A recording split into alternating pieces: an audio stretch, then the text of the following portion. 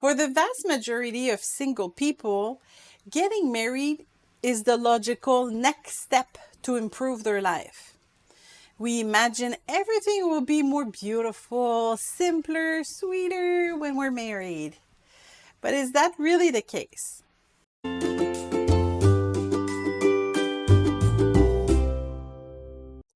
If we idealize marriage, the return to reality after the honeymoon phase can be very painful. And you know what? It's exactly the same in our relationship with God. When I was a young Christian, the worship leader of my church often sang a beautiful hymn about the peace of Jesus. It had such gentle notes. We easily entered God's presence, enveloped by His peace. When they were little, I also sang that song to my children to help them fall asleep instead of a traditional lullaby.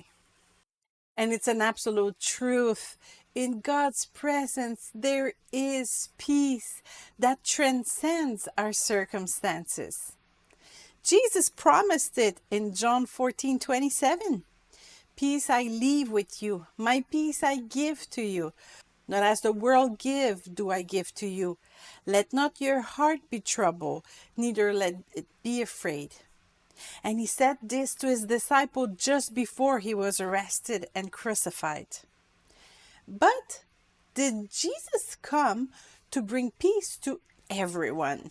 Well, not according to Matthew 10:34, where he says, "Do not think that I came to bring peace on earth. I did not come to bring peace, but a sword."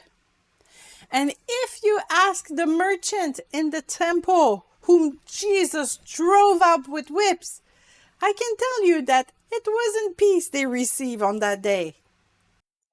So, is there a contradiction in the Bible? Not at all.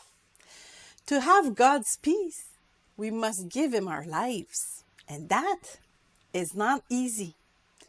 To be spiritually free, one must renounce the flesh, refuse to give into one's own selfish desires. The freedom Jesus gives us is not to do whatever we want. It is to have the strength to say no to sin in order to enter His presence.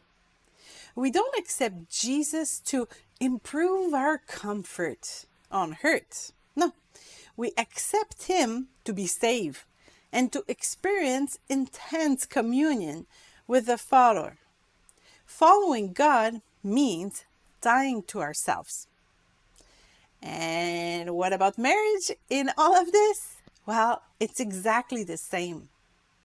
We don't get married so that the other person will fulfill all our needs and make us happy. No, we get married to make the other person happy.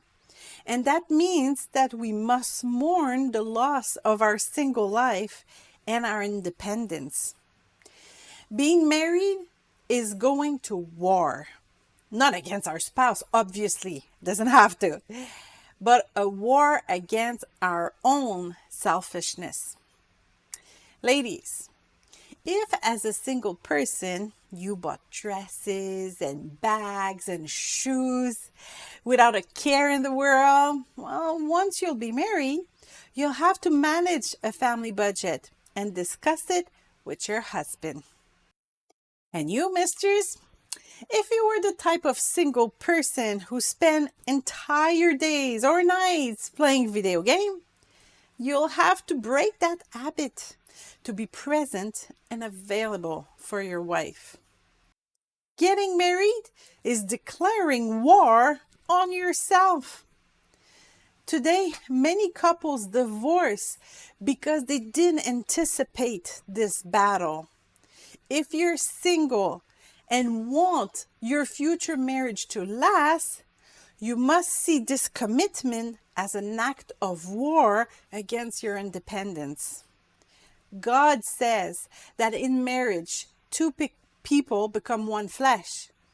There's no longer room for the me, myself, and I.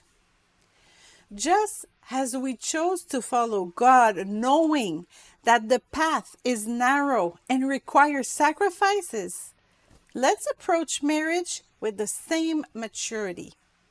This is the only way to avoid disappointment and to build a relationship that will withstand all storms.